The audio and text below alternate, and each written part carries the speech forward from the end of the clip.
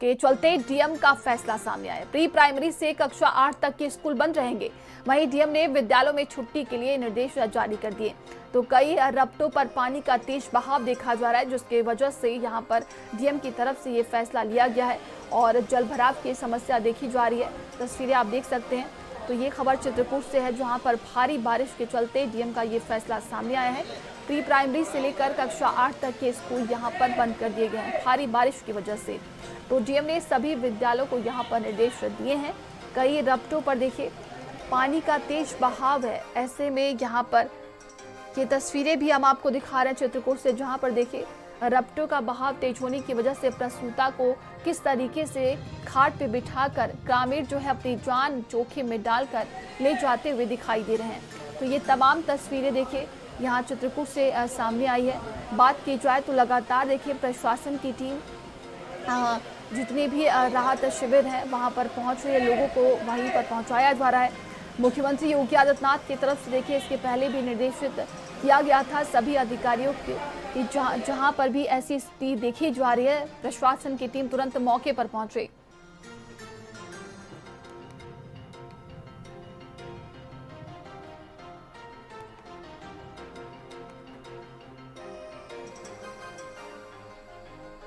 और सहयोगी हमारे साथ जुड़ गए हैं, ओम प्रकाश हमारे साथ जुड़ गए हैं, धीरेन्द्र हमारे साथ जुड़ गए हैं और सुधीर हमारे साथ जुड़ गए हैं और पवन हमारे साथ जुड़ गए हैं। सबसे पहले धीरेन्द्र आपका रुख कर लेते हैं। प्रयागराज में स्थितियां बहुत ही ज्यादा बद से बदतर देखी जा रही हैं, लोगों के घरों तक पानी पहुंच गया है। क्या प्रशासन की क्या व्यवस्था देखने को मिल रही है? लगातार जिस तरीके से बारिश हो रही है और 4 दिनों से यहाँ पर बारिश हो रही है, आज भी ऑरेंज अलर्ट जारी है और पूरे 1 से लेकर 12 तक के जो विद्यालय थे पूरी तरीके से बंद कर दिए हैं। गंगा और यमुना दोनों नदियां इस समय उफान पे हैं और दोनों नदियों का लगातार जल स्तर बढ़ रहा है। लेकिन जिस तरीके से लगातार बारिश हो रही है उसमें शहरी कई तरीके आधा दर्जन ऐसे मोहल्ले हैं जो पूरी तरीके से जल जमाव से वहां का आज जनजीवन अस्त व्यस्त हो गया है। लोग अपने रोजमर्रा की चीजों के जरूरत के लिए वो पानी से होकर उनको गुजरना पड़ रहा है। 3 से 4 फीट तक का पानी भरा हुआ है। चाहे वो राजरूपपुर इलाका हो तो एकाएक उनके घरों में जब नालों का उफान हुआ है उसके बाद 5-5 फीट पानी घुस गया है और सारा उनके घर के गृहस्थी का सामान पूरी तरीके से पानी में डूब गया है, पानी में तैरने लगा है।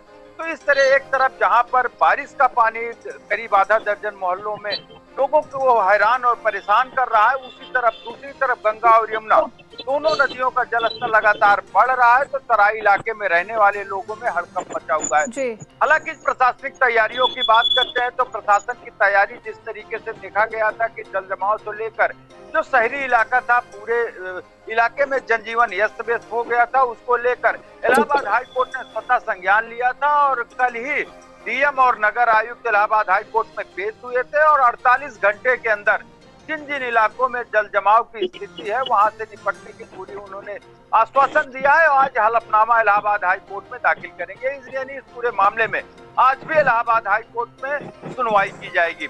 लेकिन जिस तरीके से लगातार जो मौसम विभाग का अलर्ट है वो जारी किया जा रहा है पंपिंग सेट के जरिए, जहां पर जल जमाव की स्थिति है वहां से पानी निकाला जा रहा है, लेकिन ऊपर से फिर से बारिश हो जा रही है और जितना पानी पंपिंग सेट से निकाला जा रहा था उतना पानी फिर से इकट्ठा हो जा रहा है। तो कहीं न कहीं नगर निगम के लिए भी लगातार जो टीमें लगाई गई हैं वो भी हैरान और बिल्कुल धीरे धीरे देखिए यहाँ पर प्रशासन की टीम कई जगहों पर मुस्तैद नजर आ रही है और भी सहयोगी हमारे साथ जुड़े हुए हैं, आपके पास दोबारा वापस लौटेंगे। सुधीर आपका रुख कर लेते हैं। वहां की बात की जाए तो किस तरह की प्रशासन की व्यवस्था देखने को मिल रही है?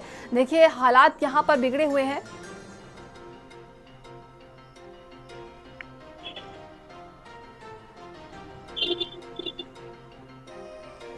जी सुधीर, मेरी आवाज आप तक पहुंच रही है क्या?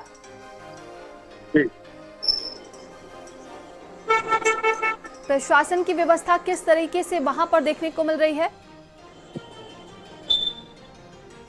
देखिए जनपद चित्रकूट में जिस प्रकार के ऑरेंज अलर्ट जारी है और यहाँ पर जिलाधिकारी चित्रकूट ने जो विद्यालय हैं उनको 2 दिन के अवकाश दे दिया गया है और वहीं ये जो मंदाकिनी नदी है ये उफान पर है। यहाँ पे मूसलाधार बारिश के चलते लोगों का जनजीवन अस्त व्यस्त हो गया है और जो ग्रामीण क्षेत्र के जो रपटे हैं नदियों के चलते, उन रपटों के ऊपर से पानी चल रहा है, जिसके चलते कनेक्टिंग जो रोड हैं वो पूरी तरीके से बाधित हो गए हैं। लोग अपने जो गांव जो जहां पे रुका हुआ है वो वहीं पे रुक गया है। जिस प्रकार से यहाँ पे वर्षा लगातार हो रही है और उसके चलते जो आवागमन है ग्रामीण अंचल में वो पूरी तरीके से बाधित है। लगातार डीएम चित्रकूट ने अधिकारियों को निर्देश दिए हैं कि जो जल भराव की स्थिति है उसको पानी को लगातार बाहर निकाला जाए और लोगों के जो जीवन में जो कठिनाइयों का सामना करना पड़ रहा है उसको किस प्रकार से निपटा जाए, उसका अधिकारी मौके में जाकर समाधान करें। वहीं जो मंदाकिनी नदी है, मंदाकिनी नदी के किनारे जो दुकानदार हैं उनको लगातार निर्देश दिए गए हैं कि आप लोग रामघाट क्षेत्र से दूर चले जाएं। मंदाकिनी नदी का जल स्तर जो है डेंजर लेवल से 40-45 सेंटीमीटर ऊपर बह रहा है और लगातार जो मंदाकिनी नदी का रौद्र रूप है वो देखने को मिल रहा है।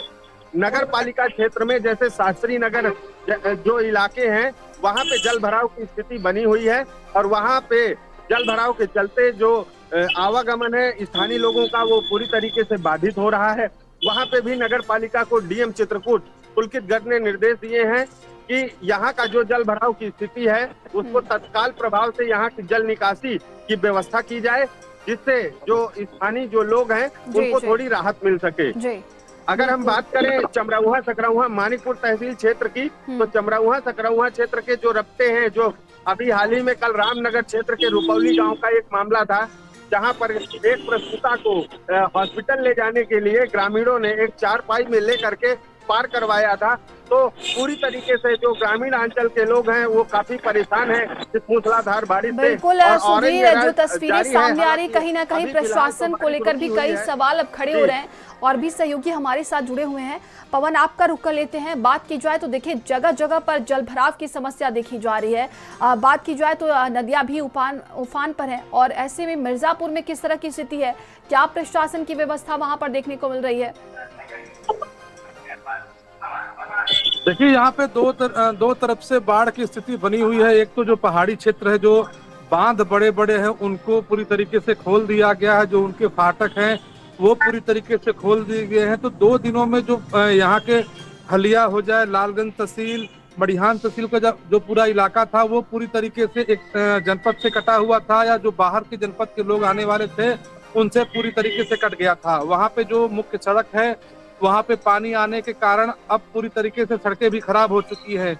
जो आसपास के बाजार थे वहाँ पे पानी डूब चुका था, लेकिन कल देर शाम तक उस पानी जब कम हुआ है तब जो वहाँ के बाजार के वासी हैं उन्होंने राहत की सांस ली है। दूसरी तरफ अब जो है प्रयागराज की तरफ से गंगा यमुना का जो जलस्तर है वो लगातार बढ़ता जा रहा है। तो गंगा नदी इस समय उफान पे है। जो तराई के क्षेत्र हैं, चाहे मिर्जापुर सदर का इलाका हो जाए, चाहे चुनार तहसील का इलाका हो जाए, तो अब इन जो गंगा के तटवर्ती तराई क्षेत्र है वहाँ पे पानी घुसना शुरू हो गया है। ऐसे में जो प्रशासनिक तैयारियां हैं, वहाँ पे जो बाढ़ चौकी बनाई गई है, वहाँ पे खाने पीने का इंतजाम है। एनडीआरएफ एसडीआरएफ की टीम भी लगातार सर्च कर रही है। जो फंसे हुए लोग हैं उनको लगातार निकाला जा रहा है। बाढ़ चौकियों पे खाने पीने की व्यवस्था है, लेकिन सबसे जो खराब स्थिति है वो नगर क्षेत्र की है, क्योंकि यहाँ पे जो नालियां नगर पालिका की हैं वो हर बार के पानी में चौक कर जा रही हैं। 3 दिन से लगातार रुक रुक के पानी बरस रहा है। ऐसे में जो मिर्जापुर का मुख्य मार्ग है, बनारस की तरफ से, भदोही की तरफ से, प्रयागराज की तरफ से जो सड़कें आ रही हैं, वहाँ पे जो रेलवे अंडरपास बने हैं वो पूरी तरीके से चौक हो गए हैं। आप विंध्याचल धाम की तरफ नहीं जा सकते हैं, पूरा लबालब पानी भरा हुआ है और कमर के बराबर अंडरपास में पानी है। लेकिन नगर पालिका के हर बार के इंतजाम की बारिश ने पोल खोल के रख दी है। सबसे बड़ी समस्या जो आम जनजीवन प्रभावित हुआ है, जो कच्चे मकान है, चाहे गांव में हो जाए चाहे शहर में हो जाए, उनको लगातार खतरा हो रहा है। क्योंकि ये जो रुक रुक के मानसूनी बारिश हो रही है, कच्चे मकान पे सबसे ज्यादा खतरा है, चाहे वो शहर के हो जाए चाहे वो देहात के हो जाए। अभी भी बारिश का मौसम है, ऑरेंज अलर्ट पे जिला है, लेकिन 2 दिनों तक बेसिक शिक्षा विभाग ने स्कूलों को बंद रखा जी था। पवन, बिल्कुल यहाँ पर देखिए प्रशासन की तरफ से भी तैयारी देखी जा रही है और मौसम विभाग ने भी सभी को चेताया है। सहयोगी ओम प्रकाश हमारे साथ लगातार जुड़े हुए हैं। ओम प्रकाश, वहां पर किस तरह की स्थिति है और प्रशासन की क्या व्यवस्था देखने को मिल रही है? देखिए नगर निगम की पोल तो हर जगह खुली हुई, जिस तरीके से दावे और वादे किए जा रहे हैं, लेकिन सिस्टम की जो लापरवाही है उसका भी नतीजा देखा जा रहा है।